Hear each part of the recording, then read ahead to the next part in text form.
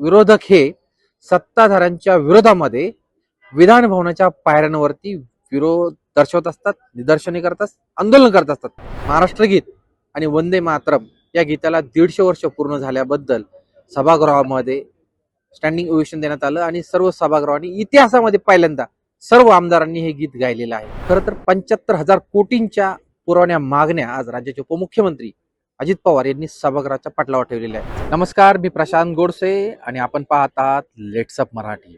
महायुती सरकारचं हिवाळी अधिवेशन अर्थात महाराष्ट्र राज्याचे हिवाळी अधिवेशन नागपूरमध्ये आजपासून सुरू झालं आहे आणि या अधिवेशनामध्ये जनतेच्या हाती काय लागलं, कोणकोणते प्रश्न विरोधकांनी सत्ताधाऱ्यांना विचारले, त्यासोबतच विरोधकांच्या प्रश्नाला सत्ताधारी पक्षाकडून कशा पद्धतीने उत्तर दिलं गेलं, खरोखरच सरकार जनतेच्या मागण्यांसाठी, जनतेच्या प्रश्नासाठी सरकारला काही घेणं देणं आहे का, अशा अनेक प्रश्नांची उत्तरं या सभागृहामध्ये विरोधकांकडून सरकारला विचारले जाणार आहे आणि त्या प्रश्नांना उत्तर देण्याचं काम हे सरकार करणार आहे.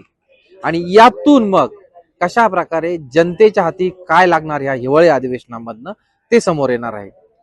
सर्वात महत्वाची गोष्ट म्हणजे हिवाळी अधिवेशन हे नागपुरात भरत असतं आणि नागपूरचे प्रश्न, नागपूरच्या ज्या निधी आहेत, नागपूरला जे गरजेच्या जे प्रकल्प आहे त्या संदर्भात निधी जो उभारला जातो त्या अधिवेशनामध्ये मार्गी लागत असतो आणि जास्तीत जास्त विदर्भातील प्रश्न या अधिवेशनात सोडवले जात असतात.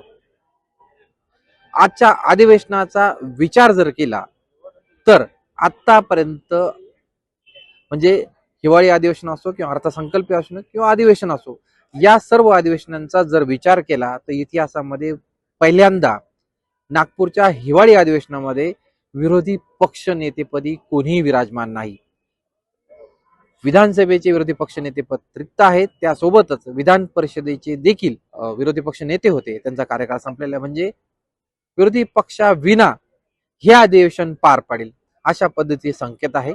विरोधक वारंवार सत्ताधारी महायुतीतील राज्याचे मुख्यमंत्री देवेंद्र फडणवीस आणि दोन्ही उपमुख्यमंत्री अर्थात एकनाथ शिंदे आणि अजित पवार यांना विरोधी पक्ष नेतेपद द्यायचं नाही, कारण की त्यांना यातून आपलं हित साधायचं आहे सत्ताधाऱ्यांना आणि आपल्या मनमर्जीप्रमाणे कार्यक्रम रेटून न्यायचा आहे. त्यासाठी विरोधी पक्ष नेतेपद ते देत नाही विरोधकांना, अशा आरोप हा कालच्या पत्रकार परिषदेमधून थेट विरोधकांनी केलेला आहे सरकारवर.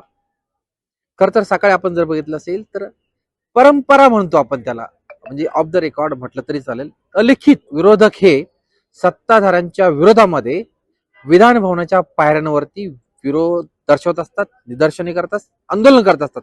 मात्र यावेळच्या अधिवेशनात, खरं तर आपण गेल्या अधिवेशनात मुंबईमध्ये जे अधिवेशन पार पडलं, विरोधकांचं संख्याबळ कमी असल्यामुळे तेथे देखील पहिल्या दिवशी जर बघितलं असेल तर थोड्या प्रमाणात विरोधकांनी निदर्शने केली. मात्र हिवाळी अधिवेशनामध्ये थंडीचा पारा जरी बघितला असेल आपण, अतिशय थंडीची लाट नागपूर परिसरामध्ये आहे, मात्र अधिवेशनामध्ये वातावरण तापायला हवं होतं. ज्या पद्धतीने विरोधकांकडनं सत्ताधाऱ्यांना धारेवर उतरण्यासाठी किंवा पायऱ्यांवरती सरकारच्या विरोधात निदर्शने, आंदोलन ही काही होताना दिसली नाही.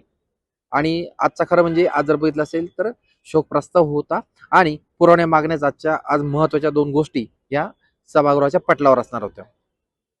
सर्वात महत्वाची गोष्ट म्हणजे शोक प्रस्ताव आणि त्यानंतर आपण जर विचार केला तर खरं तर महाराष्ट्र गीत आणि वंदे मातरम या गीताला 150 वर्ष पूर्ण झाल्याबद्दल सभागृहामध्ये स्टँडिंग ओवेशन देण्यात आलं आणि सर्व सभागृहांनी इतिहासामध्ये पहिल्यांदा सर्व आमदारांनी हे गीत गायलेलं आहे. ही सर्वात महत्वाची गोष्ट आजच्या अधिवेशनाच्या पहिल्या दिवशी आपल्याला पाहायला मिळाली.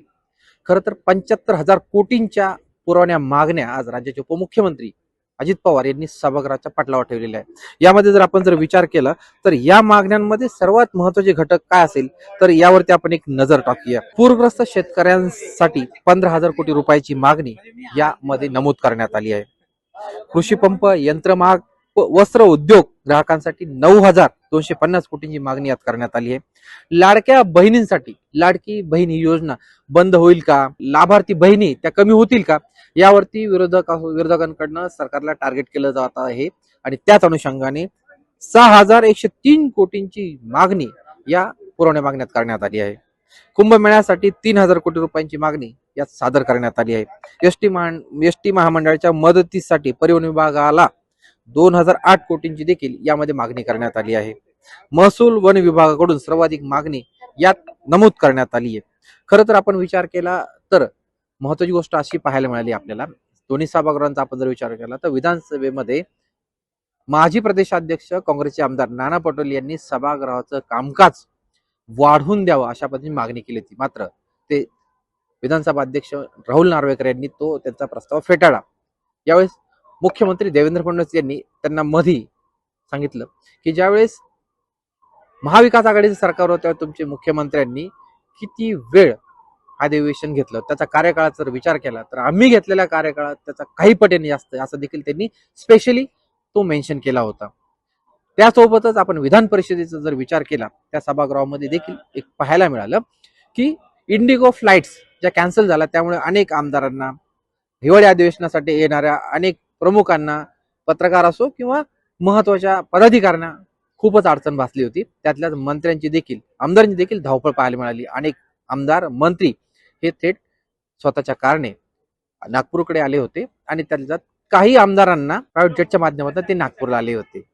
तर सतीश पाटील यांनी म्हटलं आहे की अधिवेशन संपल्यानंतर त्यांनी प्रस्ताव ठेवला की स्पेशल विमानाची व्यवस्था मुंबईला जाण्यासाठी करण्यात यावी अशा पद्धतीने अध्यक्षांपुढे, सभापतींपुढे विषय टाकला होता. त्यावेळेस उपमुख्यमंत्री अजित पवार यांनी सांगितलं तर पुण्यासाठी देखील याचा विचार करण्यात यावा.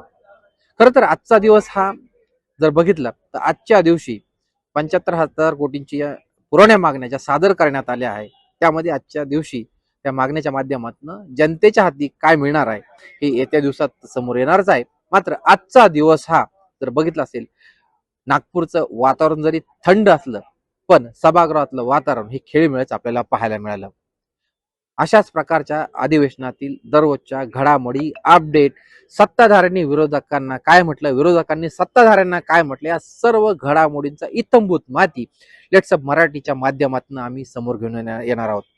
माझा सहकारी प्रवीण सुरवसेसह मी प्रशांत गोडसे, लेट्स अप मराठी, नागपूर.